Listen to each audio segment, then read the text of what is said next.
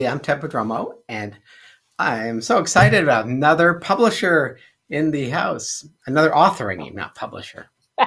This is Nancy McSherry Jensen, who's my cousin-in-law, That's right. and this is Sarah Duenwald, and they just published a new book. We But here, did. it's your book for us. Hold up your book. Come on. Here it is. Back to business. That's a How business. does it feel to have a real book published by a real publisher? It's weird. I mean, Sarah, did you ever have that as part of your life plan to publish a book? No, I had thought about, I wish I was a writer in the cabin in a wood somewhere, right? Mhm. Type of dream. But never, ever did I ever think it would be a business book. And Right. yeah, it's surreal. Very exciting. It is. It Now, is. Ted, you've written 2, 3 books. 4. 4. Yes. It's And they're all- life-changing. It really is. Once you get a book out there, it's like the best business card. It opens so many doors. You guys, I'm so excited for you because what do you guys have been up to the swing shift for how many years? We're coming on 4 years. We incorporated in 2017, and we started the business as an in-person program, right? Working with women who had taken breaks and wanted to come back. And from there, it built by increments. People would say, well, you have this multi-week program. Do you do one, individual workshops? And we said, yes. And then they said, do you do one-on-one consulting? And we said, yes. And they said, do you have referrals to coaches? And we kept saying yes. Mm-hmm. And then, a couple of years ago, 2 different publishers had contacted us and said, have you thought about writing a book? And I thought no, but we said yes. And the short version is we ended up totally unrelated getting an opportunity with HarperCollins Leadership through the Microsoft Alumni Network. And both organizations have been fantastic to work with. And so here we are. Kind of sounds like my story. I never dreamed of writing a book and business book, and it just happened. It does. Yeah. And looking back, it was the logical next step, really. Right. We had a big in-depth multi-week boot camp style program that was in person, and we were looking to scale that program. And that would have been in different geographical locations, which was hard, took up a lot of resources. But what we were able to do with the resources at HarperCollins Publishing is put that into a book form. So now women all over, anywhere, can get access to it. They can do it on their own time. And it's kind of a, self-guided, so they can refer back to it as needed. Right. And the other benefit we have, we're talking up HarperCollins and the Microsoft Alumni Network for sure. They also included an e-learning course, which, I think right now especially is so important because, as Sarah said, people who are working at home, you need to be able to do this when your kids are doing online school or after they've gone to bed or before they get up. You have to do it on your own schedule. And having somebody walk you through it in a video on demand format is really, really effective. And so we're very fortunate. So we have the e-course and we have the book. Your timing couldn't be better. I mean, well, and it's one of those things. I mean, Sarah, I don't know how you feel about this. Nobody wishes the pandemic had happened, for sure. We were finishing the book as the pandemic was kicking off. And I remember we were at the Riveter, which is where our headquarters were. And I think we both still miss it. We were finishing it up, and you and I both said, well, what are we going to do with the business? And Sarah was the one who said, no, we've got to pivot hard to online, and we've got to make that turn. And I mean, we did it fast, right? And that was mostly Sarah who just said, we have to do this. This is how we're going to program it. Here's what we're going to do. And then, we talked about the book and we said, well, should we back burner that? And we said, nope, let's double down and finish it. So last March was really intense because we had to finish the book. We were on a deadline, but the publisher was great. They're like, oh, don't worry, we can push it back a few days. And I thought in the back of my head, I don't want to push this back a few days. I want this thing ready, because you could just tell at the time that this pandemic was not going to be 2 weeks, which is what everybody was saying up here. Yeah.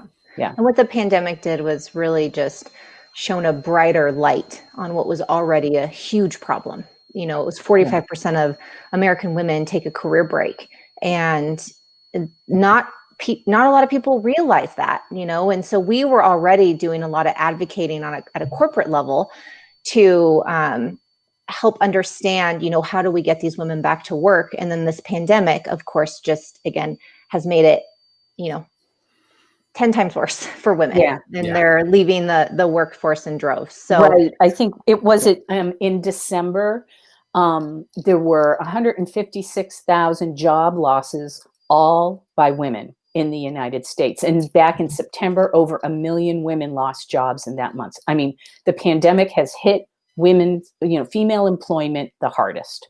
Yeah. It's much worse than the dot-com crash when the tech workers got wiped out.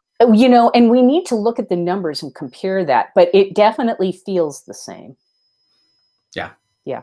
Yeah. You can apply all this to men too. My career's been just kicked to the curb so many times. Yeah. Well, you're very resilient though, Ted. You know, and I think you look at because you've got your whole search engine optimization business. We should come talk to you. But, you know, I think you do what we advise people to do, which is to say, what are the things that I'm good at, and what are the things that I like, and what are the things that I would like to stay away from? And that's part of what we talk about in the book. You know, many people, when they're going, male, female, whatever the reasons are that they take a break, when it's time to go back, the default option is to just go back to what you did before. Mm-hmm. But many times that's not the best option. The factors in your life have changed, sometimes radically. And so you need to really think hard about, well, what's going to fit the current features, or what's the current situation in my life. I was listening on your Amazon page, they have the excerpt, the audio version. I was listening to that. It's like, oh my God, yeah, I was out of the workforce for a couple of years, and then I'm trying to apply for jobs, and I didn't know what job titles were anymore. They're so different. Yeah, there's a lot of things that changes, and there's a lot of unwritten rules, right, that are set by recruiters and corporate hiring managers. And essentially what Back to Business does is we always say it just teaches you how to play the modern job search game, because that's what it is. It's a game. And if you can navigate it and not waste time on all that other chaos and noise out there, it can really streamline the process for you a lot more. Right. I think it's important to connect with people like you too, that know the ins and outs of the game. You know, that certainly helps. And you touch on something, Ted, that I think is really important, is this notion of connections and networking. Most of the time we find when people start looking for a job, they just default to their resume. Oh, I need a new resume, because it's very tangible, right? And yeah, sure, you need a resume. But the reality is it's the relationships that you have, not just in your work life, but in your social life. Those are the things that are going to help you move forward. Right. We like to call it your job search toolkit. And the resume is just one of those tools. But in that toolkit, you also need a polished LinkedIn profile. Ted, as you know, the expert, you need a good pitch. You need to understand, how do you talk about yourself? How do you talk about your skills? And how do you do it in a compelling way, depending on what you're looking for? And then you also need to make sure that your network is updated and you're activating those network connections. And then your personal brand plays a big part as well. You know, what is your brand? Who is your audience? Who are you trying to reach? Where are they at? What do you want to say? You know, all of that is what you need to start thinking about. But the great news is that most job seekers don't. So if you put a little bit of effort into it, you can really stand out, especially on a chaotic and crowded job market like today. Right. Yeah. Why are you different than the 10 million other software developers? Yeah. That is exactly right.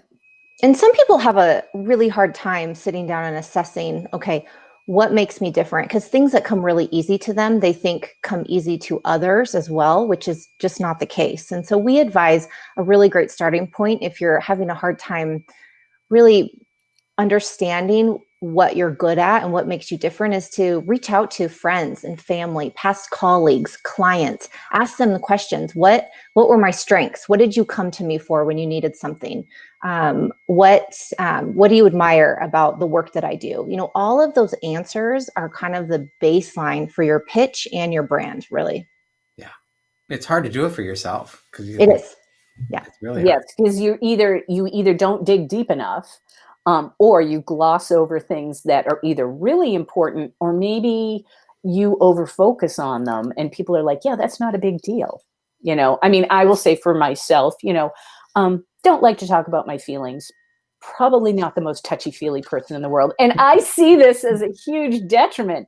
And people are like, "No, look, you are a strategic thinker. You have a great network. You're really good at articulating a vision." I'm like, "Oh yeah, that's important."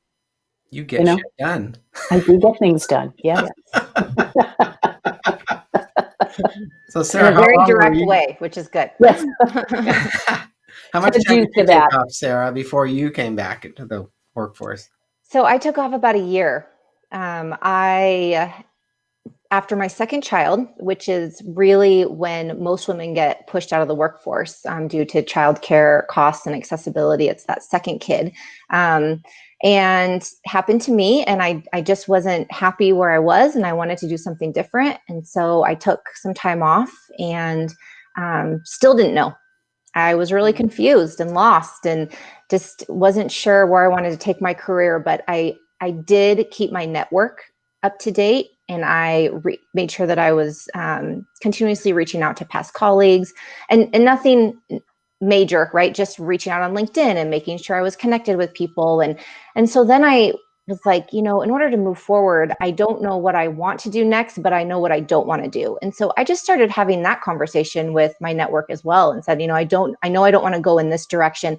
Here's some of my strengths. Here's what I enjoy doing. What are your thoughts around that? And I got connected to Nancy through a friend, and she was starting to put some of the framework together of launching a program of helping women get back to work. And I, kind of saw it was like a light bulb of, wow, if we both have had some issues and around uncertainty of what's next, a lot of women probably have this. And then you dive into the data, sure enough, they do. And so, when we first launched, we just wanted to run a program a couple times a year, a 6-week boot camp, and it just kept becoming bigger and bigger. And so we got some corporate partners to come on board, and here we are almost 4 years later. That's awesome. Yeah. Nancy, how many years were you kind of in? What I had a I lose 5-year track break. of it because it's been... I was working, right? I worked a full-time job for a long time, and then I was working, generally speaking, I was working full-time, but doing a couple of contract jobs. I was teaching at UW and doing consulting work for a series of organizations up here. Again, it was child number 2. Our son Joe was a terrible sleeper, and I could not cope. I was not thinking straight. And I said, well, I'm going to take a year off, get him through the bad sleep phase. And then unexpectedly, my dad died. And so what started as a 1-year break turned to 5, right? And this is very, very, very common.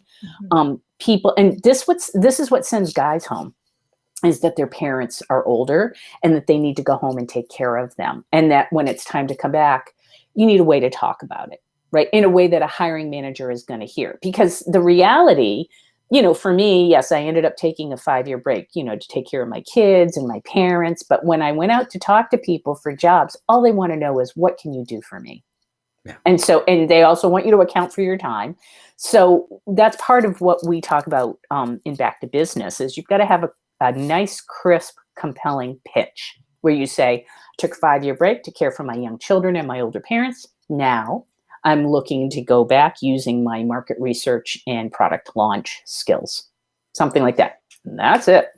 Yeah. It's also important, though, especially I know for women, to recognize that, let's say they were off for, 5 to 10 years or longer, during that time, majority of them are volunteering their time in some way, whether it's at their school, their kids' school, a local nonprofit, a friend's business, whatever it may be, they're lending their time into really take stock of what they've done and how do they talk about that work, because that is relevant work and that's recent work experience that can translate to paid work. So not just saying, I took a break, stay home with my kids, and now I'm ready to get back and next and so on.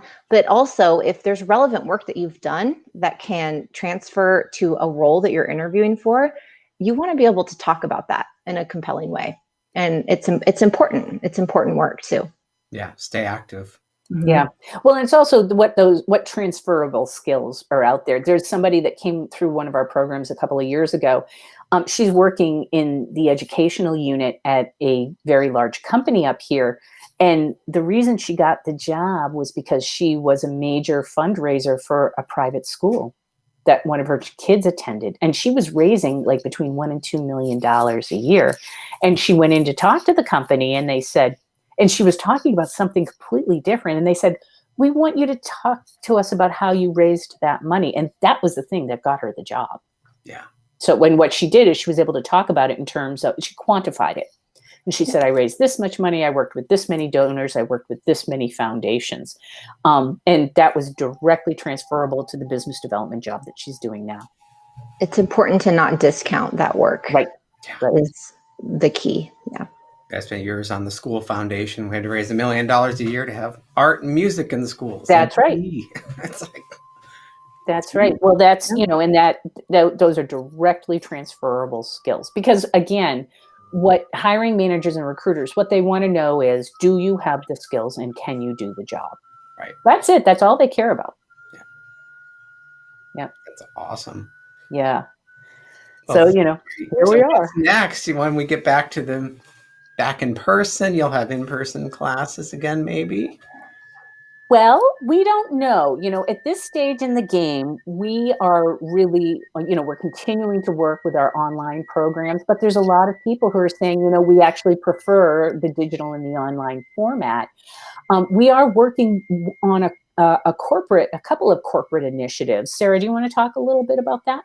Sure. Yeah. So, Ted, earlier we mentioned that we do some advocating on the corporate side, and we've really kind of realized that there's a missing link with companies right now, and it's about embracing the career break. And so what we are working on, and we've had a lot of interest around it, is helping companies embrace that career break with their employees. So studies show that the future workforce, the younger millennial generation, is going to be working for a lot longer in their career. And 85% of them foresee significant breaks during that time.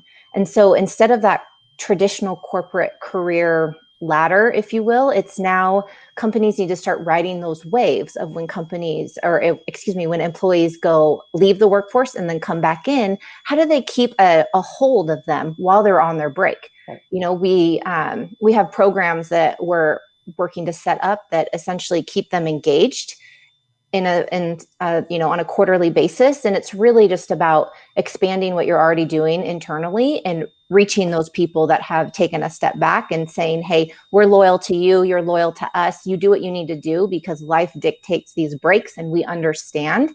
And we're going to be here when you're ready to get back to work. So keep your skills up while you're off. And we'll help you do that. Yeah.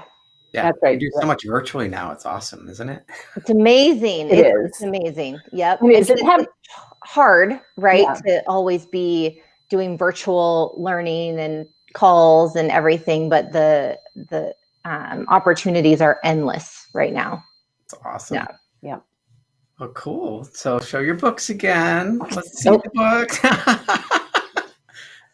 Here we are. Whoops, I'm going in the wrong direction. So what's your website to buy the book? Backtobusinessbook.com. Yep. And our company, the Swing Shift's website is theswingshift.co. And you can follow us on most social channels at the Swing Shift Co. as well. So there's two different websites. There's a book one through our publisher, and then we have our company website as well that has free resources. We interview a lot of experts around the job search topics, and those are all free. We do those weekly, and some great resources on the website as well. Right. Cool. I'm so excited for you. Congratulations. Thank you. And, if you aren't looking for a new role, but somebody that is, let them know, because everybody's got somebody in their life right now. And I know you're all thinking about your sister, your aunt, your daughter, maybe, they're on a break and they're looking to go back. So please let them know. Great. Thank you. Thanks, Ted. See you online. Sounds good. Thanks. Bye.